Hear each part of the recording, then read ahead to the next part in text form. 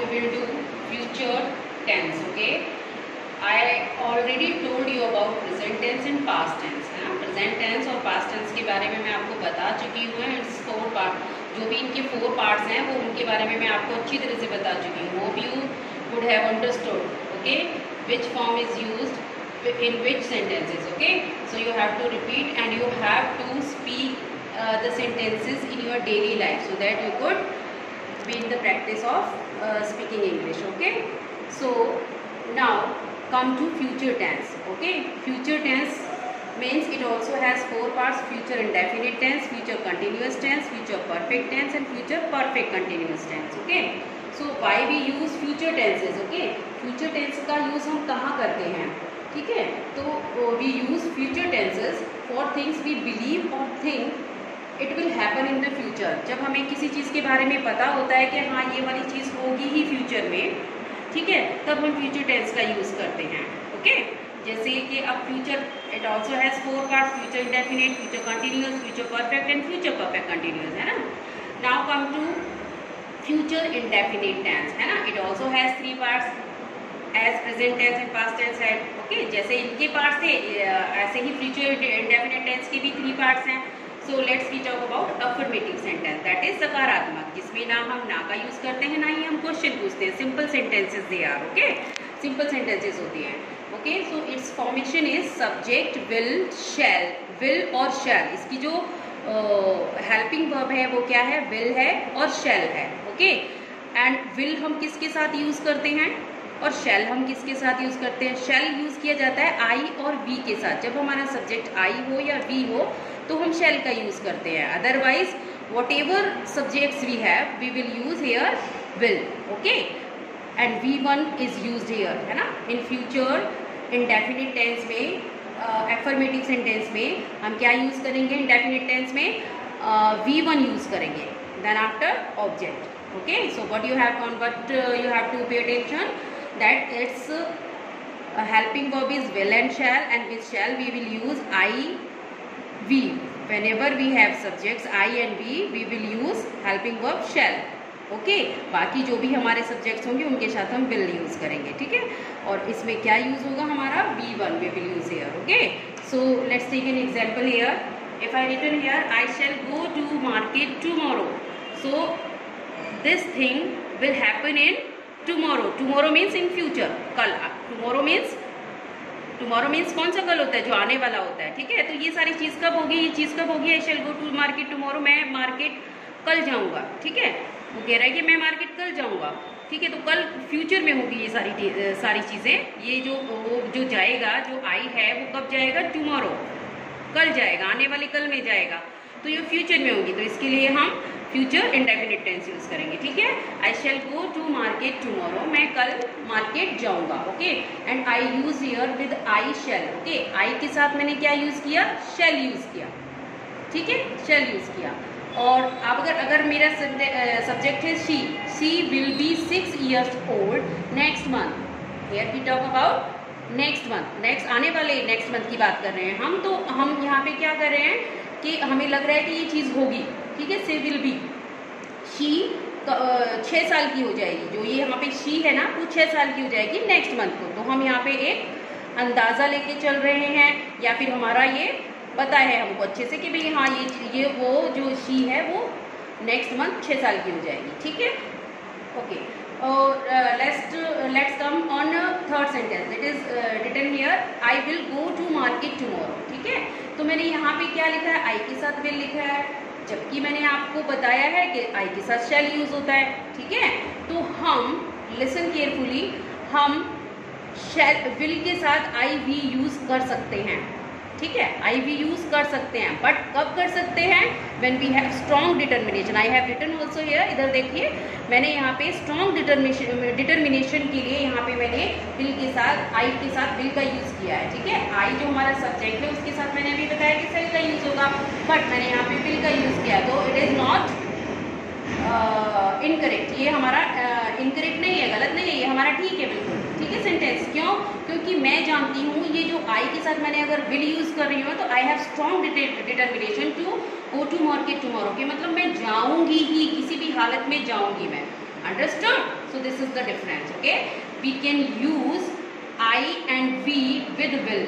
ठीक है, जब हमारा सब्जेक्ट I और V होगा तो हम उसके साथ will यूज कर सकते हैं when we have strong determination. Understood? So this was affirmative sentence. Understood? Now come to negative sentence. We have to use not here with helping verb will not and shall not. Okay, so I shall not go to market tomorrow. She will not be 6 years old next month. Okay, now come to interrogative sentence. है ना, क्या होता है interrogative sentence में? Interchange हो जाता है क्या, helping verb to subject. Okay, subject जो होती है हमारा, जो सब्जेक्ट होता है वो हमारा आ जाता है कहाँ पे, at the place of helping verb, और जो हमारा जो हेल्पिंग वर्ब होता है वो कहाँ आ जाता है, at the place of subject. यहाँ पे बस ये छोटा सा इंटरचेंज हो जाएगा. ठीक है, so in interrogative sentence we will put helping verb first. Okay, so shall I not go to market tomorrow? क्या मैं मार्केट नहीं जाऊंगा कल? At the last you will put here question mark. Okay, and next is will she not be 6 year old next month? क्या वो मतलब अगले जो मंथ में वो 6 साल की नहीं होगी? Okay, this is the question ना that we are asking to someone. किसी और से हम क्वेश्चन पूछ रहे हैं, तो this is interrogative sentence. At last we have to put here question mark. Understood? Now it will be very easy, I think so, because you understood which things we need to make sentences. Okay, now come to future continuous tense. Now come to future continuous tense. Okay, future indefinite tense we have already done, and now we will do future continuous tense. है ना, as I told you earlier that every kind of continuous tense we will use ing form. है ना, मैंने आपको पहले भी बताया था कि कोई भी कंटिन्यूस टेंस होता है तो उसमें हम V1 की ing फॉर्म यूज करते हैं. V1 लगाते हैं, देन ing फॉर्म उसमें ऐड की जाती है, ing उसमें ऐड कर देते हैं. Okay, so now come to affirmative and why we use future continuous tense. Okay, to talk about events that will be happening at a point of time in the future. ठीक है, हम किस लिए use करते हैं? जब future में कोई भी काम हो रहा होगा. ठीक है, हम एक गैस लेके चलते हैं यहाँ पे कि ये काम हो रहा होगा. ठीक है, in future. So now come to affirmative. It also has 3 parts. Affirmative sentence, its identity is subject will be shall be. Okay, यहाँ पे हमने विल के साथ और शैल के साथ क्या यूज किया है? Be. Okay, then after V I N G form. I N G form है ना, ये मेन वर्ब जो होता है इसमें आई एन जी को हम इसमें ऐड करेंगे. ठीक है, तो ये आई एन जी फॉर्म आएगी क्योंकि ये कंटिन्यूअस है. ठीक है, then after object. Okay, let's take an example here. It will be raining by the time we get into the city. Okay, subject क्या है हमारा? it है, और it के साथ as it is singular है ना, तो will be हमने लिया है यहाँ पे will be. It will be raining, ing form आ गई है यहाँ पे, raining by the time we get into the city. तो क्या है ये? इट विल बी रेनिंग, बारिश हो रही होगी तब तक. कब तक? जब हम we get into the city, जब हम शहर के अंदर जाएंगे, घुस रहे होंगे, एंट्री कर रहे होंगे, तो तब तक बारिश हो रही होगी. तो ये एक अंदाजा लेके चल रहे हैं. ठीक है, ये तब तक बारिश हो रही होगी. और it can be happen that they have strong knowledge, उनको अच्छी तरह से पता हो कि भाई हाँ ये इस टाइम पे बारिश होगी, चाहे उन्होंने कहीं से भी कंसल्ट किया हो, चाहे उन्होंने वेदर कंडीशन पता की हो या जो भी पता किया हो. तो यहाँ पे ये सेंटेंस बन रहा है कि मतलब जब हम सिटी में एंटर कर रहे होंगे तो बारिश हो रही होगी, एक अंदाजा लेके चल रहे हो. ठीक है, so its identity is will be shall be and ing form. Let's take one more example. I will be eating a plant based diet after this month. After this month, इस मंथ के बाद, मतलब in future. है ना, future में आई will be eating में खा रहा हूँगा क्या? अ प्लांट बेस्ड डाइट में खा रहा हूँगा. है ना, वो चाहे किसी से कंफर्म कर रहा है, चाहे वो बोल रहा है अपनी हालत को देख के, जो भी है. ठीक है, I will be eating a plant based diet after this month. Okay, so when we use future continuous tense, when we talk about that this thing will be happening at that time. Okay, so now come to negative. Nothing special we have to do. बस हमें क्या करना है? After will हमें not का use करना है, शैल के बाद नॉट का यूज करना है. ठीक है, निगेटिव है ना, नकारात्मक सेंटेंस.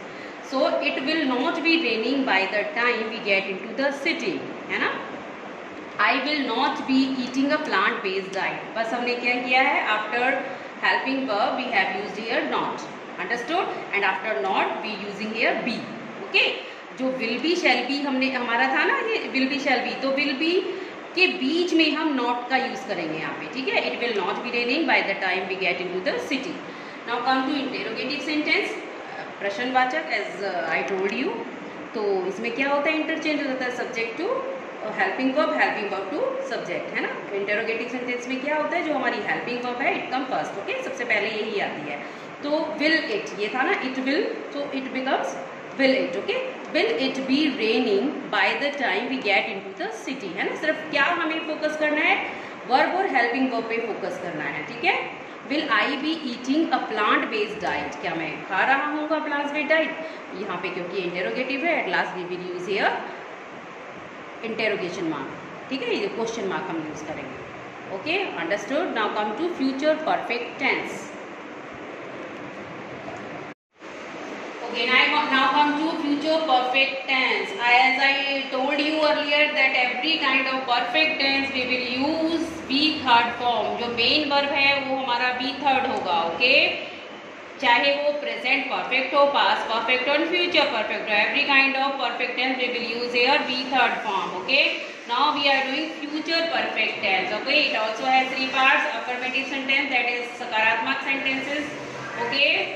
तो इसकी आइडेंटिटी है सब्जेक्ट विल हैव, जो हेल्पिंग वर्ब है वो हमारा क्या है, will have, shall have. As I told you before that with shall, जब कब हम शैल को यूज करेंगे, शैल हैव का कब यूज करेंगे, जब हमारा सब्जेक्ट क्या होगा, आई एंड बी होगा। When we have strong determination we can interchange the subject will. अगर हमारा स्ट्रॉन्ग डिटर्मिनेशन है तो क्या करेंगे हम कि जो आई और वी है उसके साथ हम विल का भी यूज कर सकते हैं, understood. And we third because it is present future perfect tense and then after object, okay. Take an example here, I shall have, I के साथ हमने यहाँ पे शैल का यूज किया है, okay. I shall have these daily, I shall have these daily. I is subject, shall have helping verb because I is subject here, and then we have used here be third form, then object is Delhi. I shall have these daily. मैं दिल्ली पहुंच चुका हूँगा. It's only a guess, okay? सिर्फ guess है ये. अगर हम confirmed हैं, so we can use here will with I, okay? I will have these daily. It will not be incorrect. ये incorrect नहीं होगा अगर हम यहाँ पे will use करते हैं. लेकिन इससे आप एक मैसेज दे रहे हैं कि आप जो है मैं दिल्ली पहुंच जाऊंगा, मतलब वो दिल्ली में होगा, okay. You will have written the letter, okay, with you, with subject you, I have used here will, you will have written the letter, you will have and then return, third form of the write, and the letter is object, you will have written the letter, okay. Negative sentence, नकारात्मक sentence, okay, we have to use here not between will and have. जो हमारा helping verb है will have, उसके बीच में हम not का use करेंगे, subject will not have, shall not have, will not and shall not we will use according to subject and then V third form and then object, okay. Let's take an example here, I shall not have eaten by then, मैं तब तक खाना नहीं खा चुका होगा, okay. आई शैल, आई के साथ हमने यहाँ पे शैल का यूज हुआ है, not between shall and have, okay. इसकी हेल्पिंग वर्ब क्या है, शैल हैव है, तो इसके बीच में हमने नॉट का यूज किया। I shall not have eaten, be third form of eat, eat, ate, eaten, okay. This is the third form of eat, eaten by then, okay. This is by then is the object, I shall not have eaten by then. Let's take one more example here. You will not have written the letter. तुम तब तक letter नहीं लिख चुके होंगे. Understood? Now come to interrogative sentence, that is प्रश्नवाचक. Helping verb should come first, okay? So we will use here will, shall, then after subject, then after have, then after be third, and then object. And at last we will put question mark, okay? Let's take an example here. Shall I have written a letter? It should be interchanged, okay? Interchange हो जाएगा, subject बाद में आएगा and helping verb पहले आएगा, okay? Shall I have written a letter? क्या मैं एक letter लिख चुका हूँगा? Will you have gone to Delhi next month? क्या तुम next month तक दिल्ली जा चुके होंगे? So this was future perfect tense, okay? Future, for future we will use here will have, shall have. And perfection we will use here be third form, okay. Now come to future perfect continuous tense. So now come to future continuous tense, okay. It is the last part of future tense, okay. Future definite we have learned, future continuous we have learned, future perfect we have learned, and now future perfect continuous tense we will learn here, okay. So as I told you, in perfect continuous, in every kind of perfect continuous we will use being as and ing form of the verb. Okay, so now come to affirmative sentence. It also has three parts. Affirmative sentence is identity is subject will have been, shall have been, then VING. Okay, verb की ing form हम यहाँ पे use करेंगे, then object. Okay, so will have been also is used here. Okay, so let's take an example. Our ship will have been sailing for a year. Okay, हमारा जो ship है वो 1 साल के लिए सेलिंग कर रहा होगा। सेलिंग क्या होता है? पानी में चलना, तो पानी में चल रहा होगा। ठीक है, हमारा जो शिप है मतलब 1 साल के लिए बिजी हो रहा होगा, पानी में चल रहा होगा। ठीक है, सेलिंग कर रहा होगा। Understood? And future perfect tense, why we use it? I told you not, I am telling you again why we use it. Okay, why we use perfect future perfect continuous tense? It is use for action which will be in progress over a period of time that will end in the future. ठीक है, जो कि future में and होगा। मतलब 1 साल के लिए हमारा शिप चल रहा होगा, तो 1 साल के बाद तो फ्यूचर में ही एंड होगा ना इसका जो वर्क है। Okay, so that's why we use here future perfect continuous tense. ठीक है, subject will have been, shall have been and ing form. Every kind of perfect continuous tense we will use here been and ing form. Okay, so now come to negative sentence of future perfect continuous. Subject will not have been. ठीक है, तो यहाँ पे will not have के बीच में, will और have के बीच में हम नॉट लगाएंगे। यहाँ पे will not have been, shall not have been, then ing form, then object. Okay, our ship will not have been sailing for a year. Okay, now come to interrogative sentence. इसमें क्या होता है? इसमें जो हमारी हेल्पिंग वर्ब है it comes first. Okay, will our ship have been sailing for a year. Okay, यहाँ पे लास्ट में हम क्वेश्चन मार्क यूज करेंगे। Understood? So this was future perfect continuous tense. So I told you about tenses. Okay, tenses has 3 parts, present tense, past tense and future tense, and they also have 4 parts. इन तीनों के 4 parts होते हैं, indefinite tense, continuous tense, perfect tense and perfect continuous tense. ठीक है, तो continuous में क्या होता है? कंटिन्यूअस में ing फॉर्म यूज होती है in every kind of sentences. Okay, perfect में वी थर्ड यूज होती है एंड परफेक्ट कंटिन्यूअस में बीन एंड ing फॉर्म का यूज होता है। ठीक है, so this was your chapter tenses based on tenses. Hope you would have understood all the things and I will give you assignment related to this and you have to fulfil it. Okay, आप इसको complete करेंगे, बहुत ही सोच समझ के करेंगे और सभी को करना है। Okay, so just wait for your assignment. Good day.